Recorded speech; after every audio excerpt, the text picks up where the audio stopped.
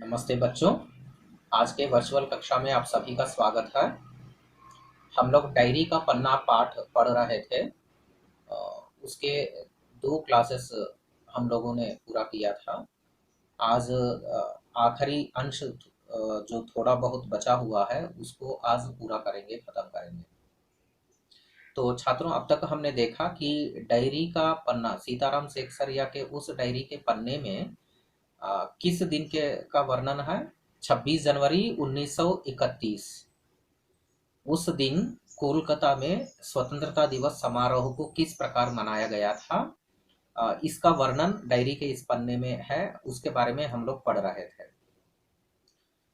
तो कोलकाता में तैयारियां बहुत जोरों पर चल रही थी, और दूसरी तरफ अंग्रेज सरकार और अंग्रेज सैनिक, सिपाही, सार्जेंट गोरखे, ये सब अ, कोलकाता वासियों के प्रयास को रोकने में अ, लगे हुए थे।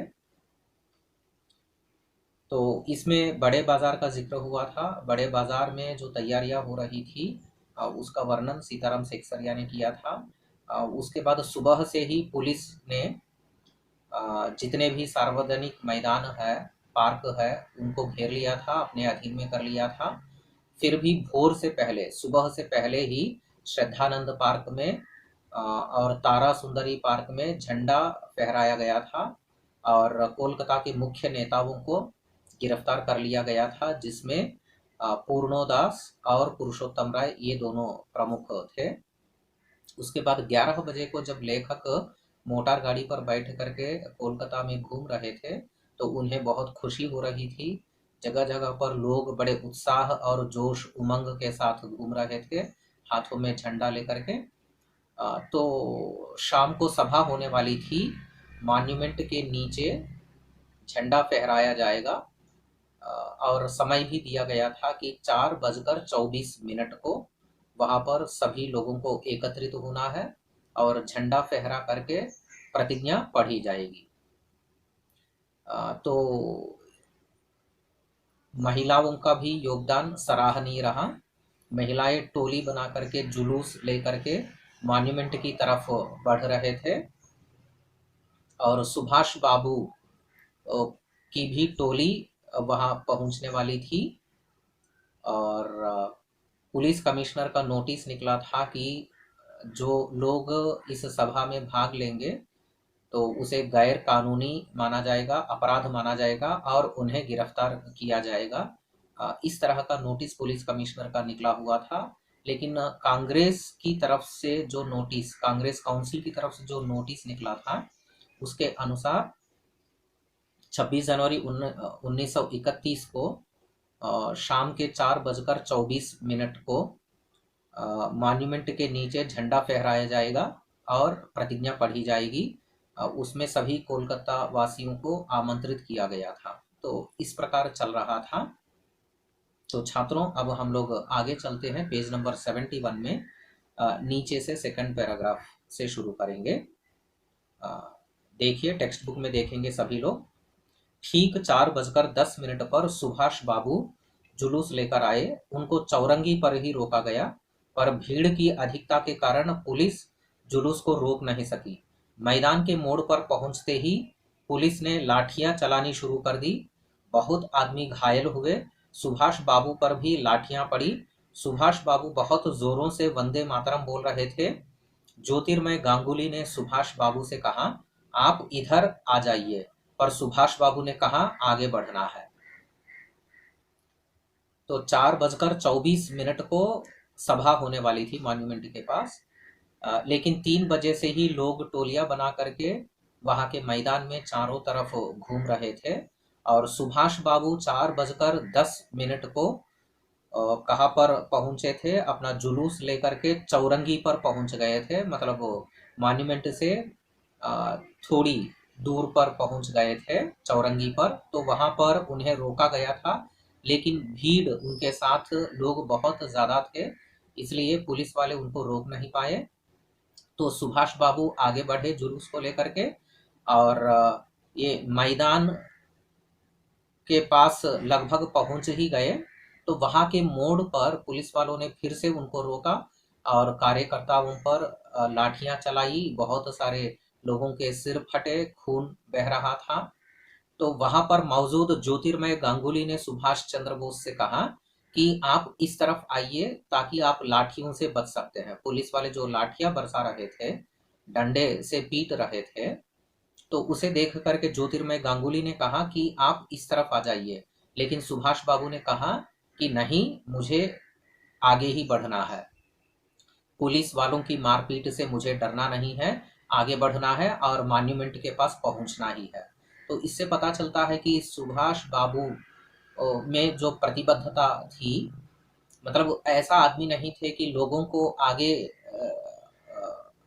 मतलब अगुवा किया था और ये पीछे रहने वाले नहीं थे। तो यह इनके चरित्र से पता चलता है, सुभाष बाबू के चरित्र से। तो अगला पैराग्राफ देखिए छात्रों। यह सब तो अपने सुनी हुई लिख रहे हैं, पर सुभाष बाबू का और अपना विशेष फासला नहीं था। सुभाष बाबू बड़े जोर से वंदे मातरम बोलते थे, यह अपनी आंख से देखा। पुलिस भयानक रूप से लाठियां चला रही थी। क्षितिज चटर्जी पर फटा क्षितिज चटर्जी का फटा हुआ सिर देखकर तथा उनका बहता हुआ खून देखकर आंख मिंच जाती थी। इधर यह हालत हो रही थी कि उधर स्त्रियां मॉन्यूमेंट की सीढ़ियों पर चढ़कर, पेज पलटाइए छात्रों, मॉन्यूमेंट की सीढ़ियों पर चढ़ झंडा फहरा रही थी और घोषणा पढ़ रही थी। स्त्रियां बहुत बड़ी संख्या में पहुंच गई थी। प्रायः सबके पास झंडा था। जो वॉलंटियर गए थे वे अपने स्थान से लाठियां पड़ने पर भी हटते नहीं थे। तो अब सीताराम सेक्सरिया कह रहे हैं, अब तक सीताराम सेक्सरिया की डायरी में हमने जो पढ़ा था ये सब केवल सुना हुआ, दूसरों के द्वारा सुना हुआ लेखक ने लिखा। लेकिन जब वो सुभाष बाबू की देशभक्ति का वर्णन करने का, तो उनकी भक्ति, देशभक्ति को सीताराम सेक्सरिया ने अपनी आंखों से देखा। क्योंकि जब सुभाष बाबू के जुलूस को रोका जा रहा था, उन पर लाठियां बरसाई जा रही थी, तो वहां से थोड़े से फासले पर, थोड़ी सी दूरी पर सीताराम सेक्सरिया भी थे। तो उन्होंने अपनी आंखों से उनकी वीरता को देखा, सुभाष बाबू की वीरता को देखा। तो सुभाष बाबू जोर जोर से वंदे मातरम के नारे लगाते हुए आगे बढ़ रहे थे। अंग्रेजों की लाठियों से बिल्कुल उन्हें कोई डर नहीं था। तो वही उनके पास में जो क्षितिज चटर्जी थे, उनके सिर पर लाठियां पड़ी तो उनका सिर फट गया और खून बह रहा था। फिर भी कोई भी कार्यकर्ता या सुभाष बाबू निडर होकर के आगे बढ़ रहे थे। तो यहाँ ये सब हो रहा था। तो वहां अंदर, मैदान के अंदर, मॉन्यूमेंट के पास स्त्रियां ऑलरेडी पहुंच गई थी और मॉन्यूमेंट की सीढ़ियों पर चढ़ करके झंडा फहरा दिया और प्रतिज्ञा भी पढ़ने लगी। तो इस आज़ादी के आंदोलन में कोलकाता में ये 26 जनवरी 1931 के दिन स्वतंत्रता समारोह को सफल बनाने में स्त्रियों का योगदान सराहनीय रहा। और मॉन्यूमेंट की सीढ़ियों पर चढ़ करके झंडा फहराया जा रहा था। लगभग सभी स्त्रियों के हाथों में झंडे थे और पुलिस वाले उन्हें वहां से हटाने की कोशिश कर रहे थे, मारपीट कर रहे थे, लेकिन स्त्रियां निडर होकर के आगे बढ़ रही थी, मतलब वहां से हट नहीं रही थी। तो आगे देखो छात्रों, अगला पैराग्राफ 72 पेज का। सुभाष बाबू को पकड़ लिया गया और गाड़ी में बैठाकर लाल बाजार लॉकअप में भेज दिया गया। कुछ देर बाद ही स्त्रियां जुलूस बनाकर वहां से चली। साथ में बहुत बड़ी भीड़ इकट्ठी हो गई। बीच में पुलिस कुछ ठंडी पड़ी थी, उसने फिर डंडे चलाने शुरू कर दिए। अब की बार भीड़ ज्यादा होने के कारण बहुत आदमी घायल हुए। धर्म तल्ले के मोड़ पर आकर जुलूस टूट गया और करीब 50 से 60 स्त्रियां वही मोड़ पर बैठ गई। पुलिस ने उनको पकड़कर लाल बाजार भेज दिया। स्त्रियों का एक भाग आगे बढ़ा जिसका नेतृत्व विमल प्रतिभा कर रही थी। उनको बहु बाजार के मोड़ पर रोका गया और वे वही मोड़ पर बैठ गई। आसपास बहुत बड़ी भीड़ इकट्ठी हो गई जिस पर पुलिस बीच बीच में लाठी चलाती थी। तो एक बड़े बाजार का जिक्र हुआ, उसके बाद यहाँ लाल बाजार। अब पुलिस वालों को लगा कि जब तक हम बड़े नेताओं को गिरफ्तार नहीं करेंगे तब तक इस जुलूस को नहीं रोका जा सकता। इसलिए सुभाष बाबू को गिरफ्तार कर लिया गया और लाल बाजार के लॉकअप में भेज दिया गया था।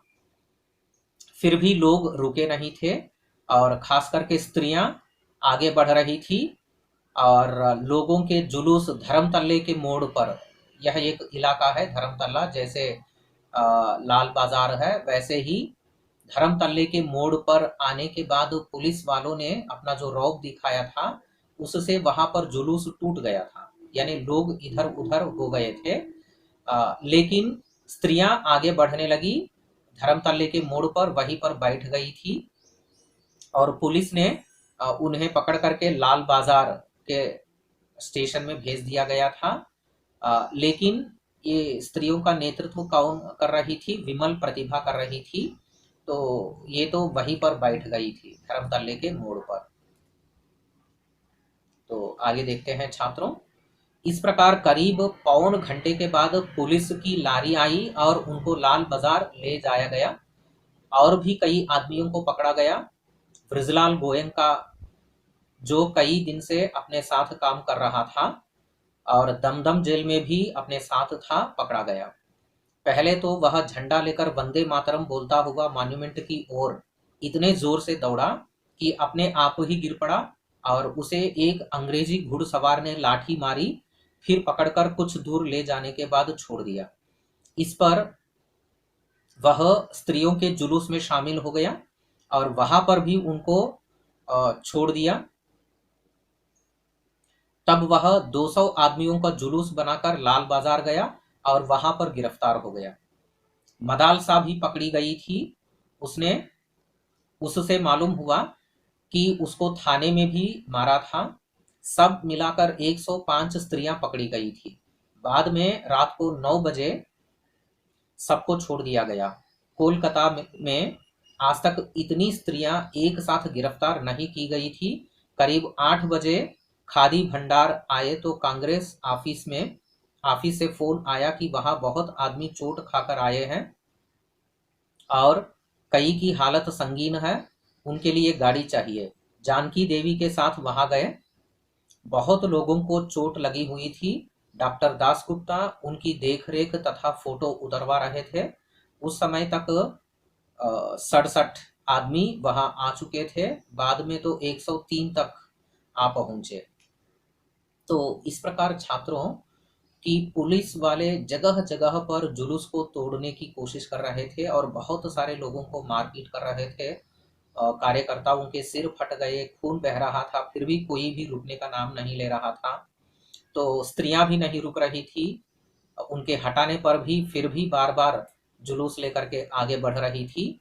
तो ब्रजलाल गोयनका को पकड़ लिया गया था और लारियां ला करके उन्हें लारियों में बिठा करके लोगों को बहुत दूर ले जा रहे थे और वहां छोड़ रहे थे। तो ये सब इस तरह का वहां पर माहौल देखने को मिलता है। तो इसमें एक और आदमी का जिक्र करना जरूरी है, जिनका नाम है कि मदालसा। मदालसा एक ऐसे नाम है और दूसरे हैं ब्रजलाल गोयनका। ब्रजलाल गोयनका पहले भी सीताराम सेकसरिया के साथ काम किए थे और दमदम जेल भी गए थे सीताराम सेकसरिया और उनके साथ में ब्रजलाल गोयनका। तो ब्रजलाल गोयनका फिर लोगों का जुलूस लेकर के आगे निकलने लगे। उनको भी रोका गया था और उन्हें कुछ दूर पर ले जा करके वहां छोड़ दिया जा रहा था। और 105 स्त्रियों को अभी तक गिरफ्तार कर लिया गया था। तो कोलकाता के इतिहास में इतनी सारी स्त्रियों की गिरफ्तारी ऐसा पहली बार हुआ था। तो कार्यकर्ता बहुत सारे जो चोट खा गए तो वो कांग्रेस ऑफिस के पास पहुंचे। वहां पर डॉक्टर दासगुप्ता उनकी देख रेख कर रहे थे, उनका ट्रीटमेंट वगैरह कर रहे थे और फोटो उतरवा रहे थे, फोटो खींच रहे थे और लेखक भी वहां पर पहुंच गए थे। आगे लास्ट पैराग्राफ देखो छात्रों। अस्पताल गए, लोगों को देखने से मालूम हुआ कि 160 आदमी तो अस्पताल में पहुंचे और जो लोग घरों में चले गए वे अलग है। इस प्रकार 200 घायल जरूर हुए हैं। पकड़े गए आदमियों की संख्या का पता नहीं चला, पर लाल बाजार के लॉकअप में स्त्रियों की संख्या 105 थी। आज तो जो कुछ हुआ वह अपूर्व हुआ है। बंगाल के नाम या कोलकाता के नाम पर कलंक था कि वहाँ काम नहीं हो रहा है, वह आज बहुत अंश में धुल गया और लोग सोचने लग गए कि यहाँ भी बहुत सा काम हो सकता है। तो उसके बाद लेखक अस्पताल पहुंचे, क्योंकि जो कार्यकर्ता घायल हुए थे उन्हें अस्पताल में भर दिया गया था। बहुत सारे लोगों के सिर फट गए और कुछ लोगों की हालात संगीन है, नाजुक है। तो लेखक जब वहां पर गए तो 160 आदमी वहां पर अस्पताल में थे, और कुछ लोग छोटे मोटे जो चोट खाए हुए थे वो लोग वापस घर चले गए। और लाल बाजार के लॉकअप में 105 स्त्रियां थी। तो ये सब से पता चलता है कि उस दिन 26 जनवरी 1931 के दिन कोलकाता में जो मतलब अपने स्वतंत्र सेनानियों ने जो सोचा था कि मॉन्यूमेंट के पास जो झंडा झंडा फहराने का, वह काम सफल हो गया था। और किसने सफल बनाया था? स्त्रियों ने सफल बनाया था, क्योंकि पुरुष नेताओं को और कार्यकर्ताओं को धर्मतल्ले के मोड़ पर जगह जगह पर उन्हें चौरंगी पर उन्हें रोक दिया गया था, और मॉन्यूमेंट के मैदान के बाहर भी उन्हें रोक दिया गया था। लेकिन स्त्रियां अंदर पहुंच गई, मॉन्यूमेंट की सीढ़ियों पर चढ़ करके झंडा फहरा दिया और प्रतिज्ञा भी पढ़ी। इससे स्वतंत्रता दिवस का समारोह सफल हुआ और संपन्न हुआ। तो अब इससे पता चलता है कि कोलकाता के ऊपर और बंगाल बंगाल मतलब वेस्ट बंगाल के ऊपर एक कलंक लगा हुआ था। कलंक समझ रहे हो ना, एक बैड रिमार्क था कि कोलकाता में आजादी आंदोलन से संबंधित कोई काम नहीं हो रहा था, ऐसा लोग समझ रहे थे, ऐसा एक कलंक लग गया था। लेकिन आज का दिन जो हुआ था 26 जनवरी 1931 को, उस दिन में कोलकाता वासियों ने जो उत्साह दिखाया था, जो निडरता दिखाई, इससे तो अब कोई नहीं कह सकता है कि कोलकाता में आजादी आंदोलन का कोई काम नहीं हो रहा है। तो वहां पर भी जोरों पर काम हो रहा है। तो वह जो कलंक लग गया था वह आज धुल गया। तो यहीं पर पाठ समाप्त होता है। छात्रों, आप शब्दार्थ लिखेंगे और आपको अगले क्लास में इसका नोट्स दिया जाएगा। धन्यवाद बच्चों।